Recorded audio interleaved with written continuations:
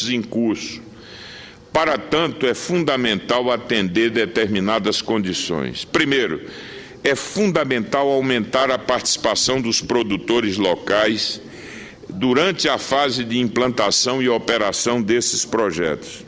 Assim, se faz necessário realizar um esforço concentrado na capacitação desses fornecedores para integrar-se aos novos empreendimentos, maximizando os efeitos de encadeamentos na estrutura produtiva regional. Os multiplicadores de cada investimento sobre a economia estadual serão tão maiores quanto maior for a capacidade produtiva local em articular-se com esses empreendimentos, provendo os insumos necessários, o que exigirá o desenho e implementação de políticas específicas para que isso possa ser viabilizado. Do contrário, senhor presidente, boa parte dos efeitos de encadeamento na cadeia terminará, por assim dizer, vazando para outros estados brasileiros ou para o exterior. Nesse sentido, é importante estimular parcerias estratégicas das empresas pernambucanas com empresas nacionais ou multinacionais, de forma a adquirir a competência necessária no fornecimento dos insumos ou no aproveitamento dos produtos elaborados e matérias-primas. Esse não é um desafio trivial, é um dos exemplos. Esse não é o desafio trivial. E um dos exemplos mais emblemáticos é o da construção naval, que é extremamente exigente em padrões de qualidade, de segurança, o que inclui fornecedores de materiais, bens e serviços. Pernambuco tem ainda o desafio e a oportunidade de recuperar sua posição perdida na indústria têxtil e atrair novos empreendimentos quando tiverem em operação as unidades do polo petroquímico a que referi. E aí quero destacar que uma dessas plantas ela vai produzir filamentos de poliéster, o que será possível, por exemplo, disponibilizar matérias-primas para relançar a indústria têxtil local, e é importante destacar que temos lá um polo de confecções muito importante na região. Outra área fundamental para garantir o crescimento sustentado é o da provisão adequada de serviços de infraestrutura, que é crucial para promover o processo de integração econômica da região metropolitana e do interior do Estado, que irá aí sim resgatar a posição tradicional de Pernambuco, histórica, eu diria, como principal entreposto comercial na região Nordeste, que atualmente atravessa um período de grande expansão. No Estado, Suape, onde está localizado o complexo industrial portuário, e Salgueiro, que é um município do sertão central de Pernambuco, serão, por assim dizer, os dois grandes polos logísticos do estado de Pernambuco. O município de Salgueiro está situado na BR-116 com a BR-232, em um raio de até 600 quilômetros, equidistante das principais capitais e portos nordestinos. E pode se tornar, por isso mesmo, o mais importante centro de operações de logística, transporte e distribuição de mercadorias da região.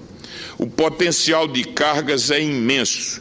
Está estimada, meu caro presidente Arcir Gurgás, em 20 milhões de toneladas, desde grãos, combustíveis, minerais, açúcar, álcool e outros tantos produtos. É importante destacar que a infraestrutura de transporte atualmente instalada em Pernambuco é insuficiente para garantir um escoamento ágil a custos competitivos.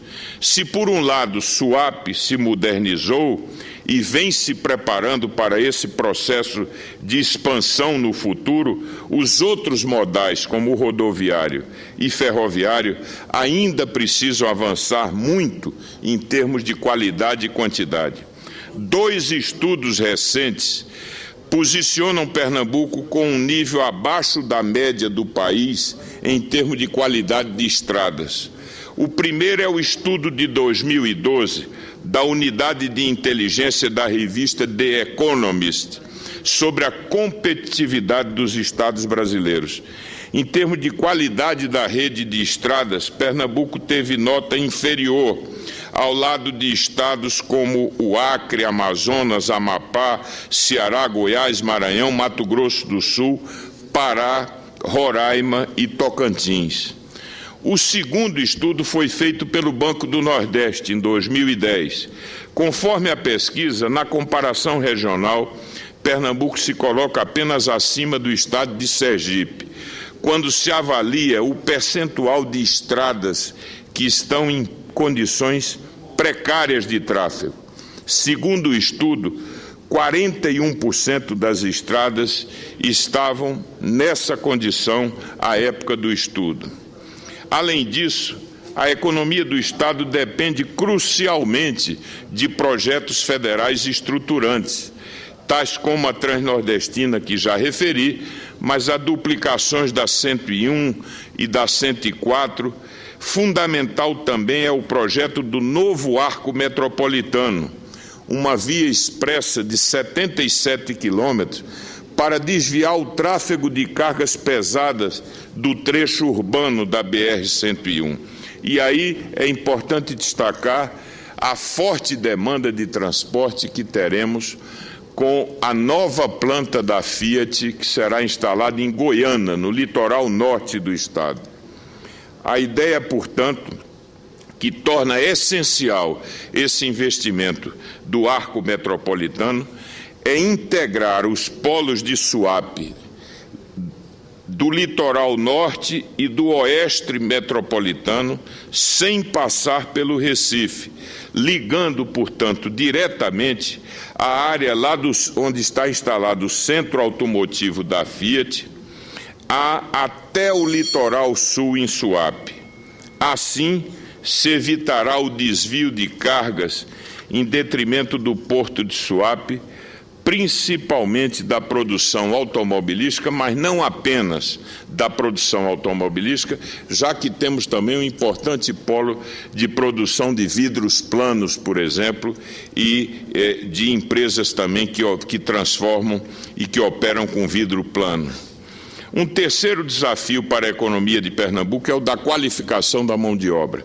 A despeito da melhoria dos indicadores educacionais de Pernambuco, em termos da avaliação do Índice do Desenvolvimento da Educação Básica, o IDEB, e do Enem, o atual ciclo de crescimento exige um esforço adicional e célere na formação profissional, para atender à crescente demanda por profissionais especializados.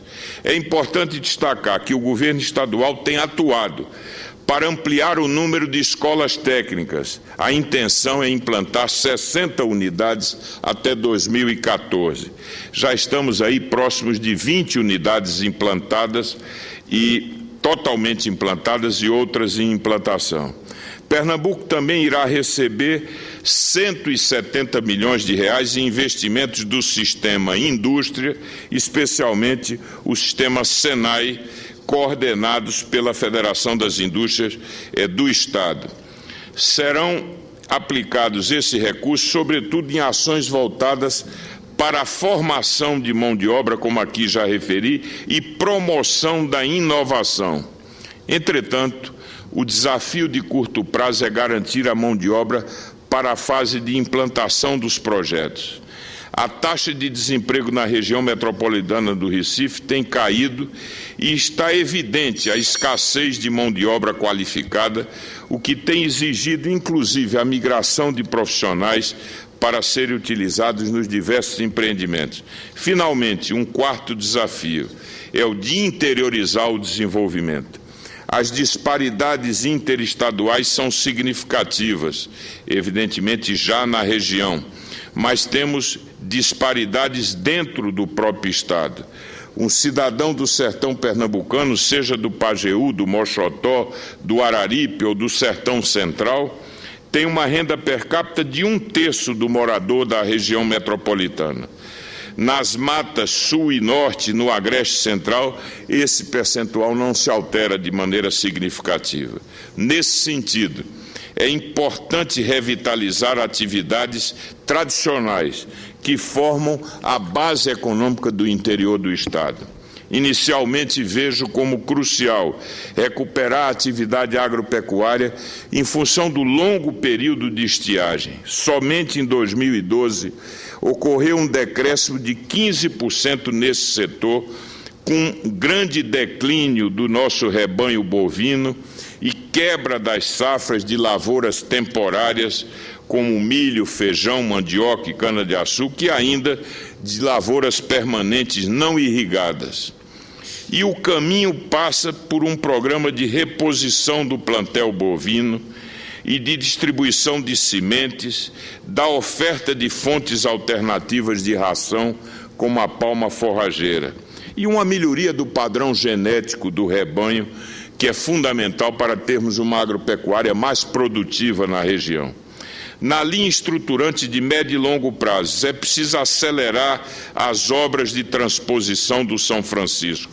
E hoje aqui, o senador Humberto Costa já nos relatava que, felizmente, várias frentes estão sendo remobilizadas e já é possível agora prever a conclusão dessa obra tão importante para a região, sobretudo olhando a infraestrutura hídrica, que é fundamental. Falo ainda da construção de barragens e da necessidade de concluir e viabilizar o sistema de novas adutoras, como a do sistema Pajeú e do Agreste. Ainda no setor agropecuário, outros desafios são o de aumentar a produtividade do setor sucroalcooleiro e revitalizar a avicultura no nosso Estado. Nesse sentido, menciono a importância do sorgo como fonte de alimentação para aves. O problema da ração é crucial pela competitividade desse segmento, já que corresponde a 80% de custo de produção. Senhor presidente, preciso de 1 minuto só da sua tolerância. Finalmente, no tocante às atividades tradicionais, destaco o arranjo produtivo local do gesso na região do Araripe, que é responsável pela geração de emprego e renda para cerca de 80 mil pessoas, alocadas em 24 minerações, 150 calcinadoras e mais de 540 empresas que fabricam pré-moldados de gesso, movimentando de forma muito expressiva a economia regional.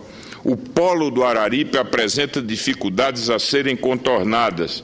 Em primeiro lugar, o custo de transporte é extremamente elevado para os principais mercados, sobretudo levando em conta que trata-se de produto de baixa densidade econômica. Tal dificuldade poderia ser minorada com a construção da Transnordestina e do ramal do gesso. Também a matriz energética viu-se agravada com a quase exaustão da lenha na região, além de trazer graves prejuízos ambientais. Os custos industriais se elevaram. É preciso buscar novas fontes energéticas a preços competitivos. Portanto, senhor presidente, a economia de Pernambuco atravessa um período de inegável expansão e de grande dinamismo. Temos, por assim dizer, um crescimento já contratado, que está representado pela maturação de grandes empreendimentos que estão em curso. No entanto, nós, pernambucanos, temos a consciência dos grandes desafios que nos aguardam para consolidar esse processo e para fazer com que tenhamos não apenas um crescimento quantitativo, mas um padrão de crescimento mais inclusivo para o conjunto da população e que nos proporciona um desenvolvimento cada vez mais equilibrado espacialmente e capaz de elevar efetivamente a renda de todos os pernambucanos. Era esse o nosso pronunciamento. Eu agradeço a tolerância de Vossa Excelência. Os cumprimentos, senador Monteiro, pelo seu belo pronunciamento, destacando a importância do desenvolvimento também no seu estado de Pernambuco. Passo a palavra agora ao senador Francisco Dornelles, do PP do Rio de Janeiro, como orador inscrito para fazer as suas colocações.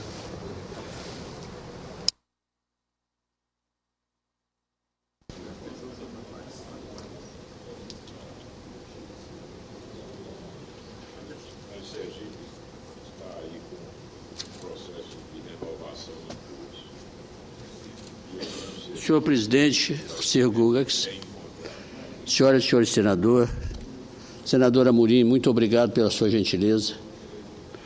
Senhor presidente, a Academia Brasileira de Letras recebe em seu quadro o presidente Fernando Henrique Cardoso, um estadista que reflete 200 anos de sabedoria, de vivência, de história, de dignidade, patrimônio que ele herdou dos seus antepassados e expandiu com sua inteligência privilegiada, cultura prodigiosa, capacidade de somar, de unir e de solucionar problemas.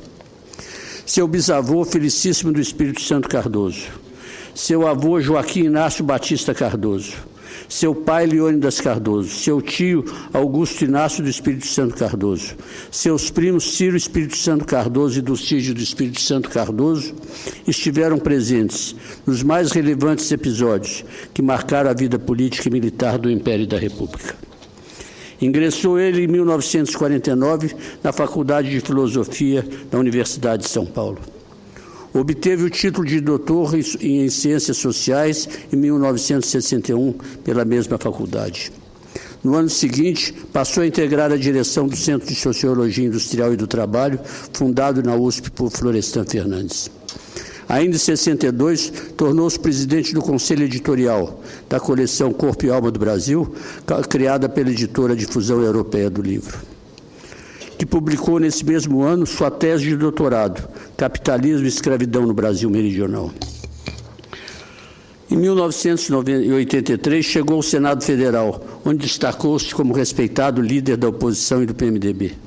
Sobre sua trajetória no Senado, quero tornar público o fato que revela a importância de Fernando Henrique desde sua chegada. Trabalhava eu no Ministério da Fazenda, como secretário da Receita Federal, quando o ministro da Fazenda se preparava para comparecer ao Senado em decorrência de convocação que foi submetido.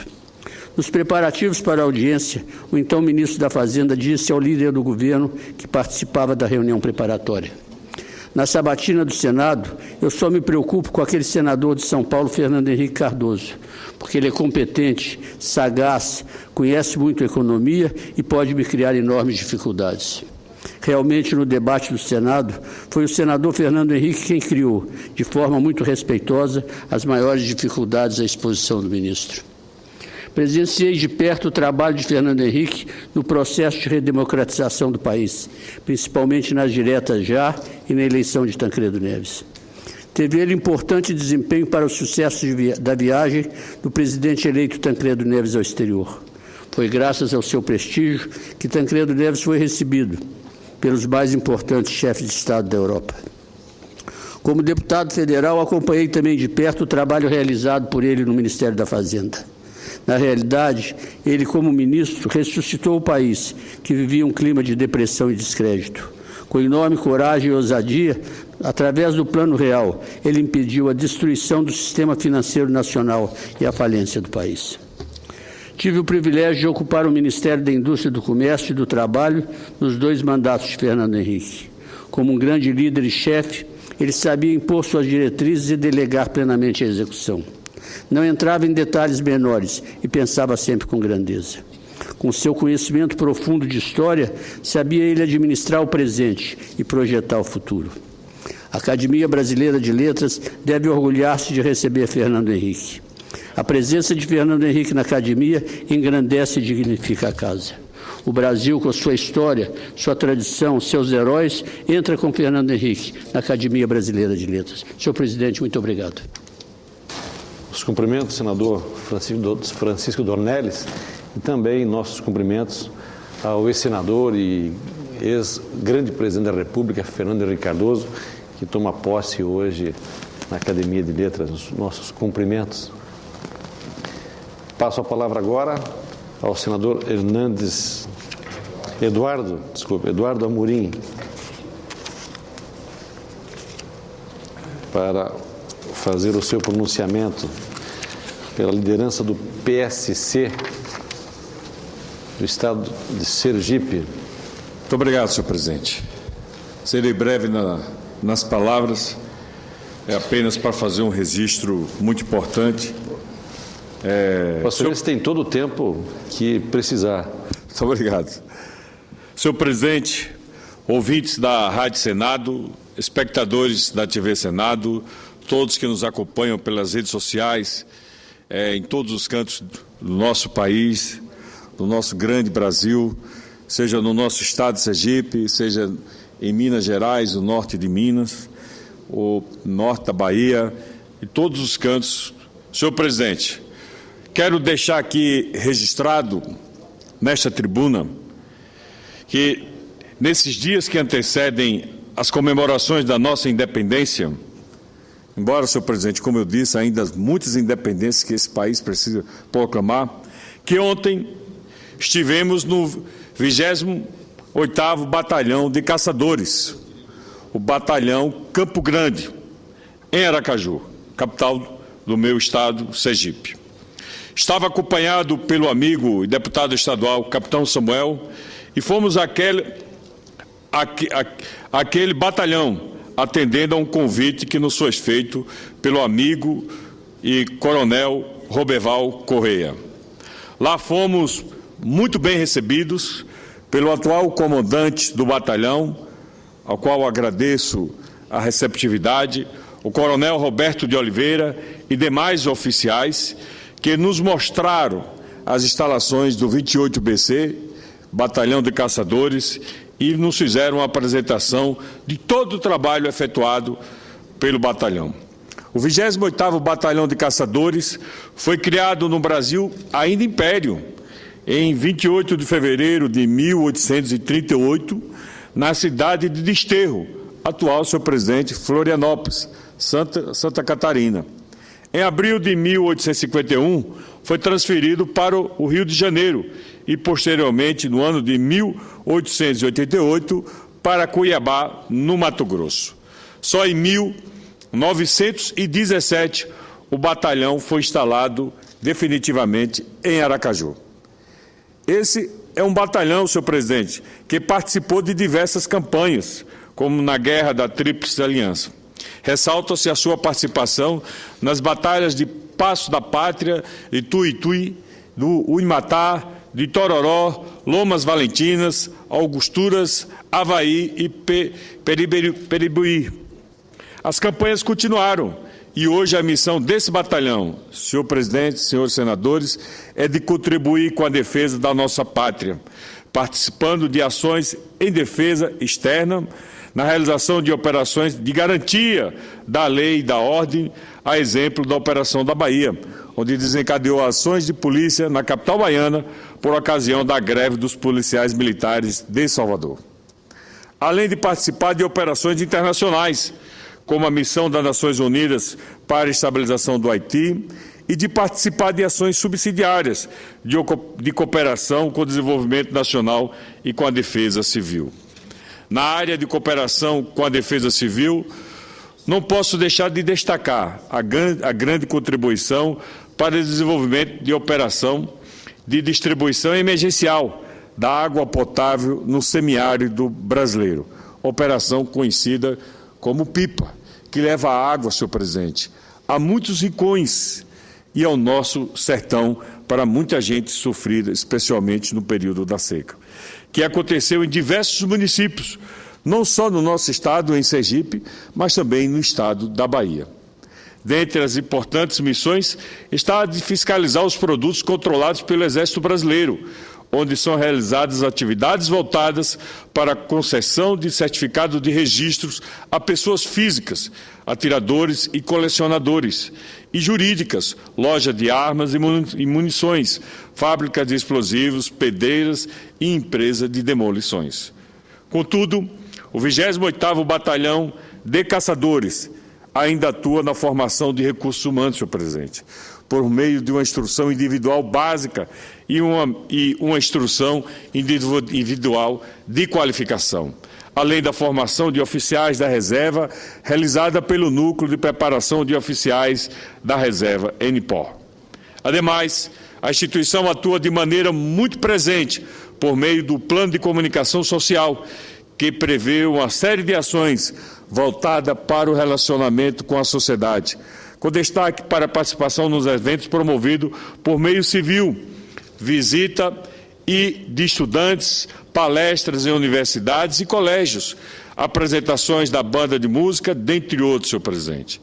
Mas, além de todas estas ações, não podemos deixar de citar outras também de grande importância, como, por exemplo, o apoio que o 28BC deu à realização do projeto Rondon este ano nos estados de Sergipe e Alagoas, e também as ações direcionadas à responsabilidade ambiental. Ações essas voltadas para o desenvolvimento da consciência ambiental dos seus integrantes e dos membros da família militar, o plantio de mudas nativas e a recuperação de áreas degradadas. Senhor presidente, senhores senadores, por tudo isto, podemos perceber que o trabalho desenvolvido pelo 28BC, Batalhão de Caçadores, é essencial, algumas vezes silencioso, é verdade, discreto, é verdade, mas, sobretudo, imprescindível nos momentos em que são convocados para realizar algumas ações em conjunto com outros órgãos. Senhor presidente, para finalizar, gostaria de reiterar